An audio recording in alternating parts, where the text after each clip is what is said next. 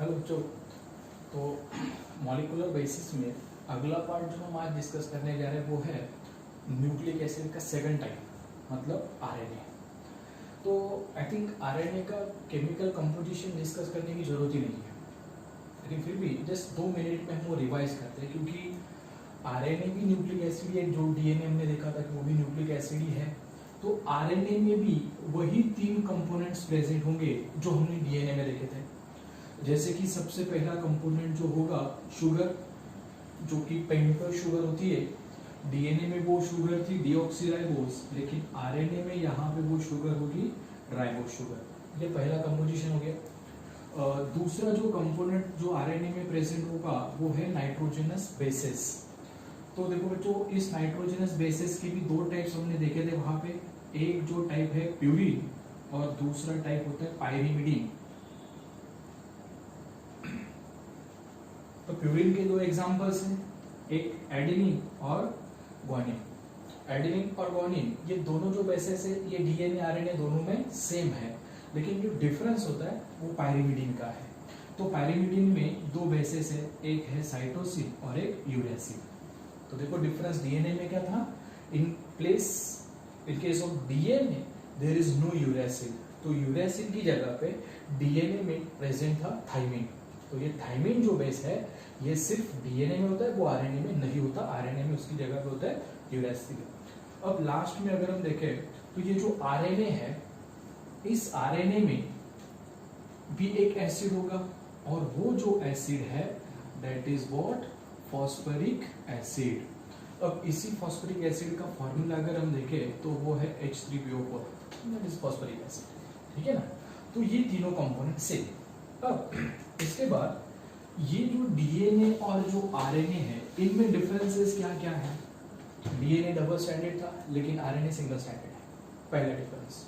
दूसरा, डीएनए जो है ये जेनेटिक मटेरियल होता है किसका, सभी प्लांट्स, सभी एनिमल्स और बैक्टीरिया में। बल्कि ये जो आरएनए है ये सिर्फ और सिर्फ जेनेटिक मटेरियल होता है कुछ वायरसेस के केस में। तो यहाँ पे हमें ये जो आरएनए इसके टाइप्स डिस्कस करने हैं। तो मेनली अगर हम देखें तो आरएनए के 2 टाइप्स हैं। एक सबसे पहला जो टाइप है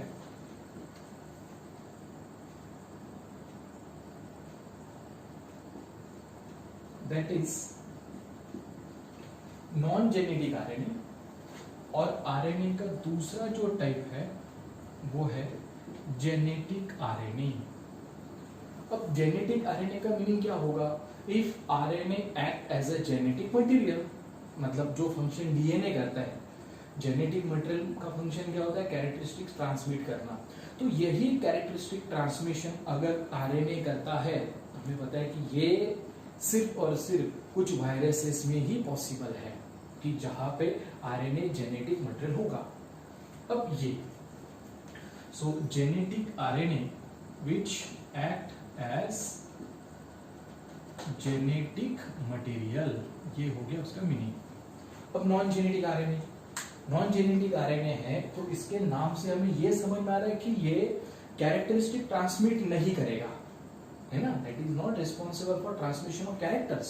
तो अगर ये कैरेक्टर्स ट्रांसमिट नहीं करेगा तो इनका रोल क्या है।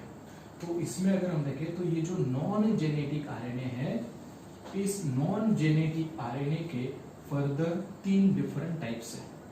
तो उसमें सबसे पहला टाइप है mRNA, दूसरा जो टाइप आरएनए में है वो है rRNA, तीसरा और last type non genetic RNA में है वो है tRNA।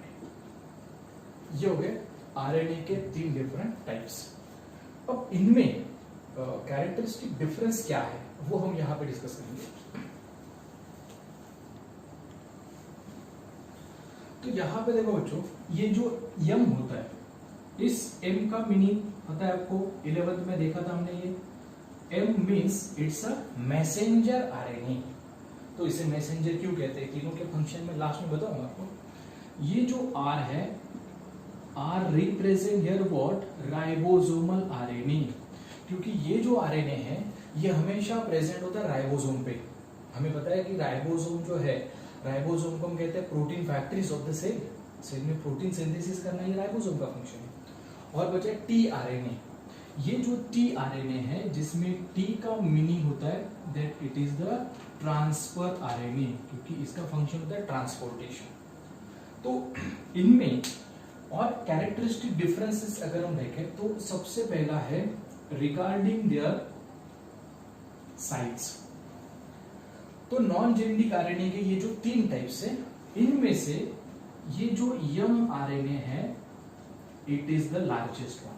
ये तीनों के कंपैरेटिव अगर हम देखें, अगर किसी आरएनए का मॉलिक्यूलर वेट ज्यादा है तो वो है यंग आरएनए, मॉलिक्यूलर वेट ज्यादा इसलिए वो लार्जेस्ट। इसको अगर हम आरआरएनए के साथ कंपेयर करते हैं तो ये उसका मॉलिक्यूलर वेट कम है, दैट इज स्मॉलर वन। और आरआरएनए का मॉलिक्यूलर वेट अगर हम टीआरएनए के साथ कंपेयर करते हैं तो ये जो टीआरएनए है it is the smallest one, ये उससे भी स्मॉल है। और ये जो स्मॉलेस्ट आरएनए, देखो टीआरएनए सबसे स्मॉलेस्ट है मतलब मॉलिक्यूलर वेट उसका कम है। मॉलिक्यूलर वेट कम है मतलब इससे हमें समझ में ये आ रहा है कि उसका स्ट्रक्चर सिंपल होगा। और ये सिंपल स्ट्रक्चर की वजह से यही जो आरएनए है मतलब टीआरएनए को कहा जाता है सोल्यूबल आरएनए, क्योंकि सिंपल स्ट्रक्चर होने की वजह से वो जो आरएनए है वो डायरेक्टली सेल के साइटोप्लाज्म में डिसॉल्व हो जाता है। और डिसॉल्व होने की वजह से एक बार इससे रिलेटेड एक क्वेश्चन पूछा गया था that which of the following RNA can not be separated from the cell. RNA का ऐसा कौन सा टाइप है जिसे हम सेल से बाहर नहीं कर सकते, ये तीनों में से, तो वो है टीआरएनए। क्यों? क्योंकि वो सोल्यूबल है, सोल्यूबल होने की वजह से डायरेक्टली साइटोप्लाज्म में डिसॉल्व हो जाएगा, वो सेपरेट नहीं होगा। ये पहला डिफरेंस हो गया। दूसरा रिगार्डिंग देयर शेप। तो जो ये जो यम आरएनए है, ये यम आरएनए हमेशा लीनियर फॉर्म में प्रेजेंट होता है। लीनियर मतलब स्ट्रेट लाइन। तो उसका स्ट्रक्चर अगर हम देखें तो देखो यहाँ पे ये सिंगल स्ट्रैंड दिखा मैंने। In case of RNA also orientations are similar, जैसे हमने डीएनए में देखे थे 5 प्राइम टू 3 प्राइम। ये 5 प्राइम 3 प्राइम का मीनिंग आपको पता है, ठीक है। अब ये लीनियर शेप है, लेकिन ये जो आरआरएनए है, rRNA is somewhat folded one, मतलब स्ट्रैंड तो एक ही होगा लेकिन वही जो स्ट्रैंड है वो इस तरह से देखो फोल्डेड फॉर्म में है। तो ये उसका 5 प्राइम एंड हो गया और ये 3 प्राइम। और आरएनए के 3 टाइप्स में से सबसे कॉम्प्लेक्स स्ट्रक्चर अगर किसी आरएनए का है तो वो टीआरएनए। तो इसका एक सबसे कॉमन मॉडल है that is called as a clover leaf model. ये क्लोवर इस प्लांट के लीफ जैसा उसका स्ट्रक्चर है। इसके बाद मैं वो स्ट्रक्चर निकाल के आपको एक्सप्लेन भी कर दूंगा कि वो क्लोवर लीफ मॉडल क्या है। तो ये उसके स्ट्रक्चर से रिलेटेड एक पॉइंट है। तीसरा और एक कैरेक्टरिस्टिक डिफरेंस जो इन सभी में है उनकी अमाउंट, मतलब ये जो नॉन जेनेटिक आरएनए है, कौन सा आरएनए सेल में कितनी क्वांटिटी में होगा। तो ये जो यम आरएनए है सबसे कम क्वांटिटी में अगर कोई आरएनए सेल में है तो यम आरएनए। दूसरा ये जो आरआरएनए है, आरआरएनए का प्रपोर्शन एवरेजली कंसीडर कर लो 10 to 20%। और सबसे इसका परसेंटेज है 70 to 80%। सबसे ज्यादा क्वांटिटी में सेल में अगर कोई आरएनए है तो वो है आरआरएनए।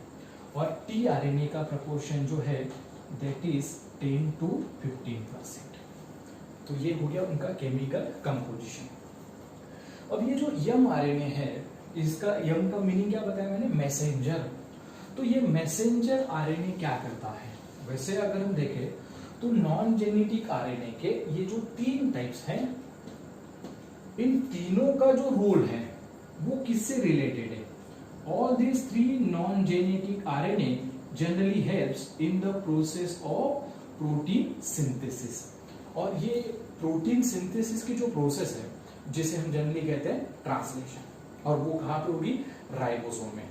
तो उस केस में इन तीनों का रोल है, वो कैसे करते हैं। अब ये जो एम आरएनए है, एम आरएनए का फंक्शन अगर हम देखें, मैसेंजर क्यों कहा जाता है उसे, because this M RNA carries what, message. किसका मैसेज, जेनेटिक इंफॉर्मेशन का। और जेनेटिक इंफॉर्मेशन का जो जेनेटिक इंफॉर्मेशन किसके पास होती है, तो डीएनए के पास। फ्रॉम डीएनए टू व्हाट, जहां पे प्रोटीन सिंथेसिस होगी, और प्रोटीन सिंथेसिस कहां पे होती है, राइबोसोम में। अब देखो इसका स्ट्रक्चर लास्ट पे यहां पे मैं शो करता हूं। अब मान लीजिए ये एक यूकैरियोटिक सेल है, इस यूकैरियोटिक सेल में ये उस सेल का न्यूक्लियस हो गया, और इसी न्यूक्लियस में ये सेल का जेनेटिक मटेरियल मतलब डीएनए है, ठीक है ना। ये सेल का साइटोप्लाज्म, इसी साइटोप्लाज्म में ये सेल की प्रोटीन फैक्ट्रीज है, मान लीजिए प्रोटीन फैक्ट्रीज है, मतलब ये हो गया राइबोसोम अपना। तो देखो प्रोटीन यहाँ पे सिंथेसाइज होने वाला है, लेकिन प्रोटीन सिंथेसिस के लिए क्या चाहिए, जेनेटिक इंफॉर्मेशन चाहिए, और जेनेटिक इंफॉर्मेशन होती किसके पास है, डीएनए के पास। तो डीएनए से वो इंफॉर्मेशन लाना, ये किसका फंक्शन है, ये एमआरएनए का। तो ये जो डीएनए है, इस डीएनए से कुछ कॉपी जो होगी इंफॉर्मेशन, वो कॉपी होगी आरएनए के पास, मतलब ये फॉर्म हो गया एमआरएनए, और ये एमआरएनए न्यूक्लियस में से निकल के डायरेक्टली यहाँ पे बाइंड हो गया। तो एमआरएनए ने क्या किया, जो जेनेटिक इंफॉर्मेशन न्यूक्लियस में थी, मतलब डीएनए में थी, वहां से वो राइबोसोम में चलेगी, carries the genetic information, that is the messenger. तो अब ये जो आरआरएनए, इसका फंक्शन क्या है, सो आरआरएनए का फंक्शन क्या है, that this rRNA provide what, the binding site for mRNA. अभी पिछले केस में एमआरएनए का फंक्शन क्या बताया मैंने, एमआरएनए ने जेनेटिक इंफॉर्मेशन न्यूक्लियस से ट्रांसफर कर दी राइबोसोम के पास। अब ये राइबोसोम है, ये राइबोसोम था, इसी राइबोसोम में ये जो पूरा जो आरएनए है, ये आरएनए हो गया अपना आरआरएनए, और इस आरआरएनए का फंक्शन क्या बताया मैंने, एमआरएनए को बाइंडिंग साइट, मतलब सिंपली इसमें हम ये कह सकते हैं कि न्यूक्लियस से आने वाला जो एमआरएनए है उसको बाइंडिंग साइट प्रोवाइड करना, ये आरआरएनए का फंक्शन। अगर सेल में आरआरएनए नहीं है तो एमआरएनए वहां पे बाइंड ही नहीं होगा, जिससे कि प्रोटीन सिंथेसिस कंप्लीट नहीं होगी। अब बचा लास्ट का आरएनए, टीआरएनए। तो यहाँ पे टी का मीनिंग क्या है, transfer. So generally this tRNA transfers what, amino acids, क्योंकि यहाँ पे फाइनल प्रोडक्ट क्या फॉर्म होने वाला है, प्रोटीन, और ये प्रोटीन किससे बनता है, अमीनो एसिड से। So it transfers amino acids to what, the protein factories. Protein factories मतलब राइबोसोम। तो क्या होता है, देखो बच्चों टीआरएनए का फंक्शन क्या है। अब मान लीजिए ये साइटोप्लाज्म है, साइटोप्लाज्म में ऐसे बहुत सारे अमीनो एसिड्स हैं, ये जो अमीनो एसिड्स है, इन अमीनो एसिड्स से प्रोटीन फॉर्म होने वाला राइबोसोम में। तो इन अमीनो एसिड्स को साइटोप्लाज्म से राइबोसोम में ट्रांसफर करना, ये किसका फंक्शन है, टीआरएनए। तो ये हो गए तीनों non genetic RNA, mRNA, rRNA, tRNA. समझ आ गया सबको। तो ये तीनों के फंक्शंस रिगार्डिंग प्रोटीन सिंथेसिस है। अब इसके आगे हमें ये जो नॉन जेनेटिक आरएनए है, इसमें से सबसे कॉम्प्लेक्स स्ट्रक्चर किसका बताया मैंने, टीआरएनए का। तो अब हम ये टीआरएनए का स्ट्रक्चर पहले डिस्कस करेंगे, उसके बाद जेनेटिक प्रॉपर्टी मतलब जो रिलेटेड होगी इस एमआरएनए से। ओके तो बच्चों ये है स्ट्रक्चर टीआरएनए का। तो टीआरएनए के वैसे तो दो टाइप के स्ट्रक्चर्स है, एक हेयरपिन मॉडल होता है, और ये जो है सबसे कॉमन जो स्ट्रक्चर टीआरएनए का होता है, that is called as a clover leaf model. तो इस क्लोवर लीफ मॉडल में मतलब देखो आरएनए है, मतलब ये भी सिंगल स्ट्रैंडेड ही होगा, ठीक है, पहली बात तो ये। दूसरा आरएनए है, मतलब उसमें भी जो ओरिएंटेशन है, ओरिएंटेशन मतलब डायरेक्शन, तो आरएनए की भी डायरेक्शन कैसी होगी, यहां से देखो ये 5 प्राइम एंड है, इस 5 प्राइम एंड से ये जो आरएनए है, ये आरएनए स्टार्ट हुआ, कुछ ये लूप्स रीजन्स वहां पे प्रेजेंट है, और ये जाके एंड हो गया 3 प्राइम रीजन में। मतलब इस टीआरएनए को भी हम रीड करने वाले हैं 5 प्राइम टू 3 प्राइम डायरेक्शन। लेकिन इस 5 प्राइम से लेकर इस 3 प्राइम रीजन तक यहाँ पे कुछ ऐसे स्वेल रीजन है, ठीक है ना, इनका फंक्शन क्या है। ये जो टॉपिक है बोर्ड एग्जाम के लिए अगर हम देखें तो ये जो स्ट्रक्चर है, ये स्ट्रक्चर पूछा जाता है। 2018 में बोर्ड एग्जाम में नॉन जेनेटिक आरएनए, अभी जो देखे ना हमने एमआरएनए, आरआरएनए और टीआरएनए, उनके डिस्टिंग्विश फीचर्स पूछे गए थे ब्रॉड में।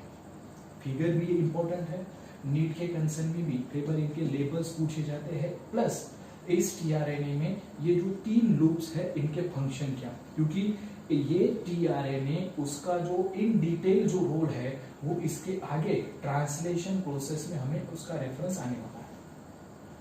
तो इस 5 प्राइम से लेकर अगर हम इसे रीड करें तो देखो ये पहले तो ये 3 रीजन से इनको कहा जाता है लूप रीजन। अब टीआरएनए में ये जो लूप है इस लूप को कहा जाता है डी लूप या फिर उसे कहा जाता है डीएचयू लूप, मतलब ये स्वेल पार्ट दिखा है आपको इतना ये रीजन। उसके बाद ये और एक रीजन है, that region is called as anticodon loop, और यहां पे और एक रीजन है, that region is called as T psi C loop. ठीक है, ये हो गए 3 अलग अलग लूप्स। अब इनका फंक्शन क्या है वो फंक्शन भी मैं आपको बताऊंगा। तो ये पहले तो DHU जो लूप है या फिर डी लूप है, इसको ये नाम क्यों दिया जाता है, why it is called as a D loop. इसमें एक यूनिक केमिकल बेस प्रेजेंट है और जो केमिकल बेस उसमें प्रेजेंट है उसी से उसको ये नाम दिया जाता है, और उस बेस का जो नाम है दैट इज द डाइहाइड्रोयूरिडीन। तो ये डाइहाइड्रोयूरिडीन नाम का केमिकल बेस उसमें प्रेजेंट है, इसीलिए उसे कहा जाता है डीएचयू। अब इस डीएचयू लूप का रोल क्या है, तो इसका रोल ये होता है, it is responsible for the recognition. Recognition का मीनिंग क्या होता है, आइडेंटिफिकेशन।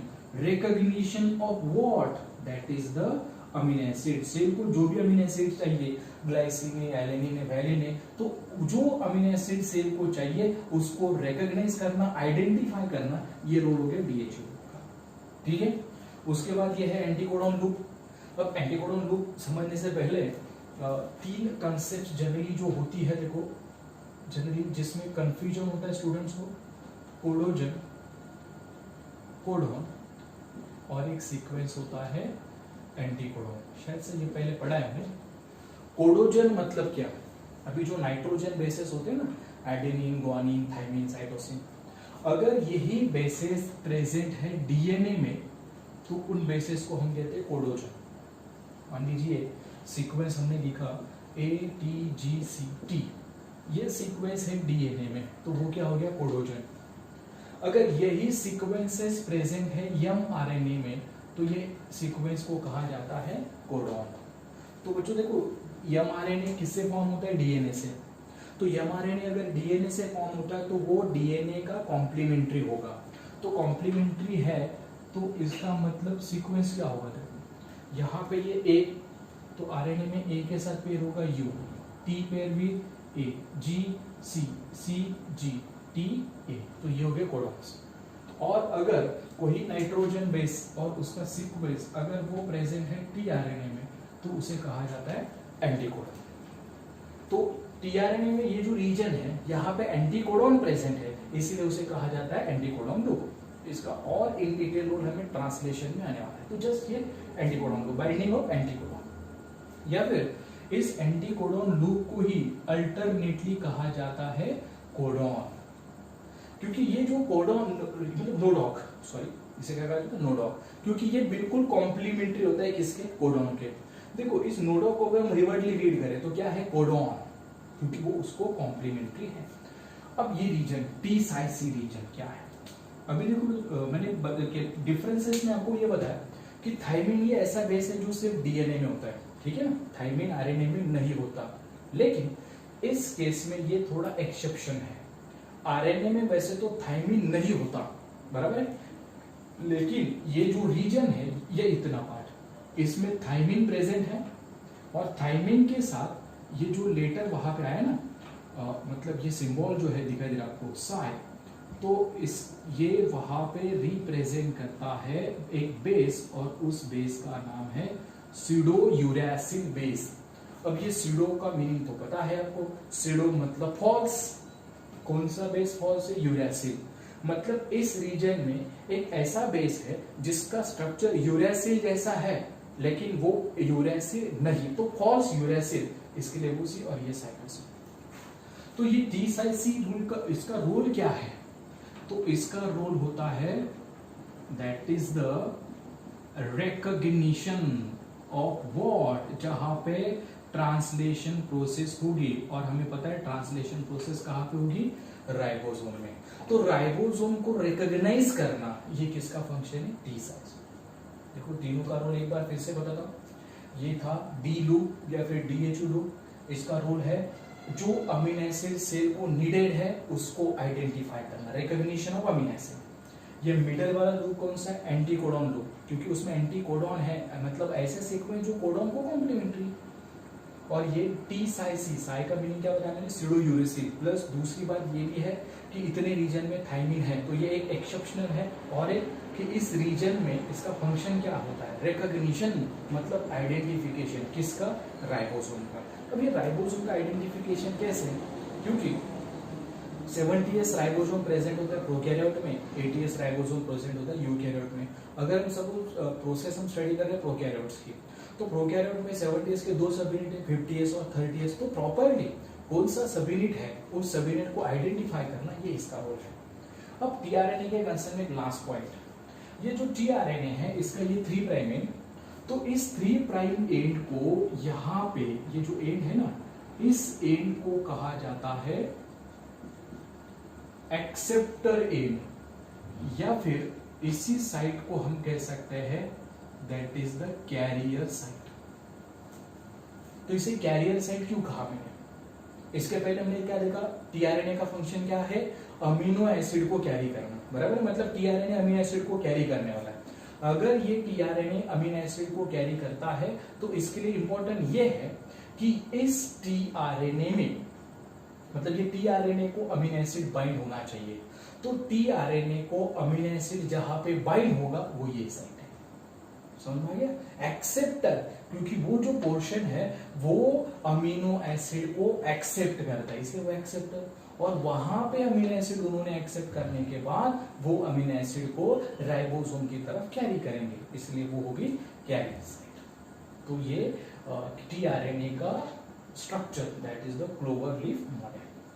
अब इसमें ये तो हो गया मतलब कंपोजिशन डीएनए आरएनए का। अब इसके बाद हमें ये देखना है कि डीएनए और आरएनए दोनों में से आइडियल जेनेटिक मटेरियल कौन है, तो उसकी प्रॉपर्टीज हम यहां पे पहले डिस्कस करते हैं।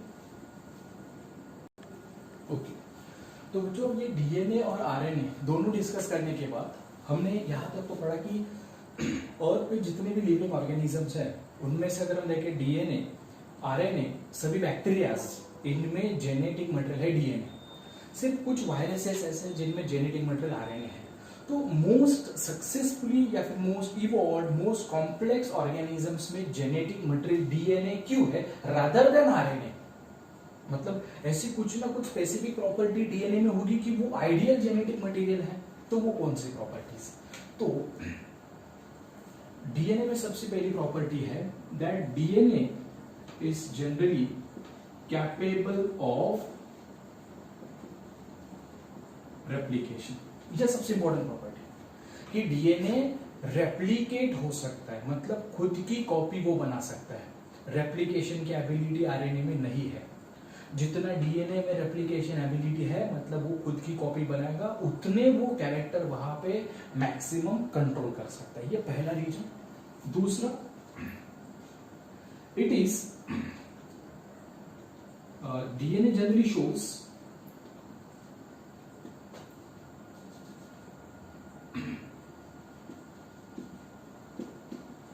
म्यूटेशन। डीएनए में और एक एबिलिटी क्या है, that it shows mutations and that are what stable. और ये जो म्यूटेशंस है, और ये म्यूटेशंस में एबिलिटी है कि ये म्यूटेशंस कैसे होते हैं, हेरिटेबल, इनहेरिटेबल। इसका बेनिफिट क्या है, इस प्रॉपर्टी का बेनिफिट क्या है, तो डीएनए में अगर म्यूटेशन हुआ, म्यूटेशन का बेसिक मीनिंग आपको पता है, principle of inheritance and variation में भी हमने वो पढ़ा था कि जेनेटिक म्यूटेशन की वजह से क्या होगा, जेनेटिक मतलब जो सीक्वेंस होगा वो सीक्वेंस चेंज होगा।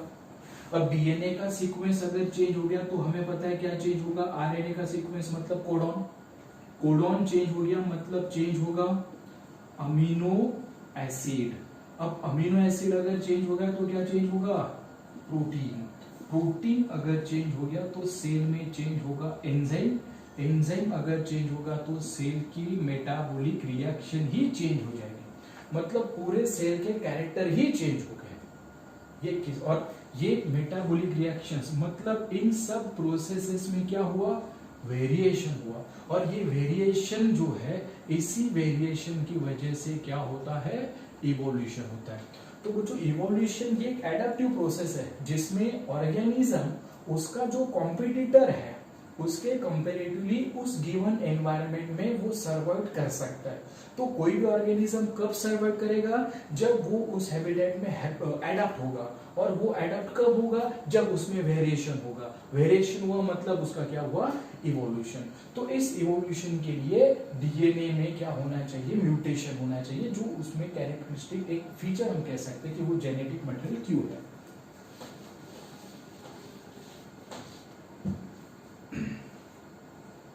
And another characteristics that why DNA is a genetic material is that DNA should express the character, वो पूरे कैरेक्टर वहां पे एक्सप्रेस करता है। अभी जैसे Mendelian characteristics, gene segment of DNA, वो कैरेक्टर्स वहां पे एक्सप्रेस करता है।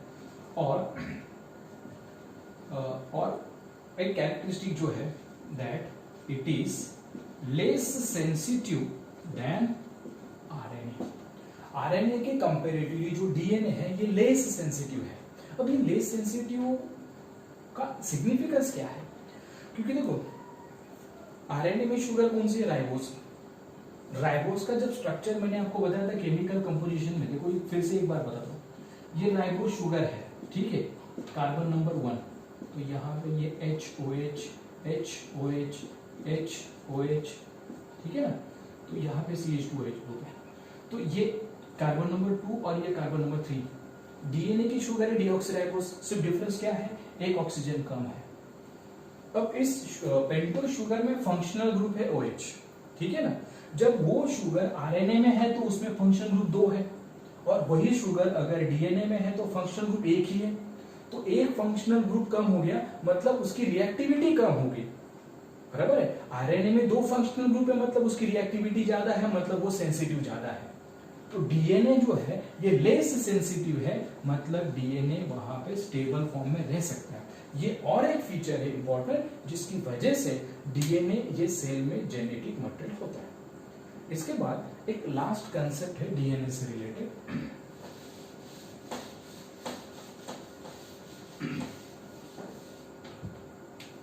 that DNA shows 2 types of functions. One function is autocatalytic function. Another function of DNA is heterocatalytic function. तो देखो दोनों में कॉमन क्या देगा, कैटालाइटिक, कैटालिस्ट। तो ये ऑटो कैटालिटिक फंक्शन मतलब डीएनए रेप्लिकेशन, मतलब जिस प्रोसेस में डीएनए से ही फॉर्म होगा डीएनए रेप्लिकेशन। तो डीएनए रेप्लिकेशन प्रोसेस जब किसी सेल में होती है तो हम कह सकते हैं कि ये डीएनए का ऑटो कैटालिटिक फंक्शन है। इसके अलावा इसके बाद मतलब जो इवेंट हम डिस्कस करने वाले हैं वो हेट्रो कैटालिटिक में आते हैं। हेट्रो का मीनिंग आपको पता है, हेट्रो मतलब डिफरेंट, तो जब मतलब ये ट्रांसक्रिप्शन इवेंट इसमें आता है, मतलब जब जेनेटिक मटेरियल जो डीएनए है इस डीएनए से जेनेटिक मटेरियल ट्रांसफर होगा एमआरएनए के पास, और जेनेटिक मटेरियल अगर डीएनए से एमआरएनए में पास हुआ मतलब वो जो प्रोसेस है वो है ट्रांसक्रिप्शन। तो इसे हमने हेटेरो क्यों कहा, क्योंकि इसमें रिएक्टेंट और प्रोडक्ट दोनों अलग अलग हैं। इसमें रिएक्टेंट था डीएनए, प्रोडक्ट है एमआरएनए, इसमें देखो रिएक्टेंट भी वही है, प्रोडक्ट भी वही है। तो ये 2 टाइप की कैटालिटिक एक्टिविटीज डीएनए में होती है, ठीक है। अब यहाँ पे आज का लेक्चर 8 हुआ। अगले लेक्चर में हम जो mRNA है उसमें जो जेनेटिक कोड है, ये जो कोडॉन्स है, ये कोडॉन्स बायोलॉजी में सिग्निफिकेंट क्यों है, तो उसकी कैरेक्टरिस्टिक्स हमें नेक्स्ट लेक्चर में स्टडी करेंगे।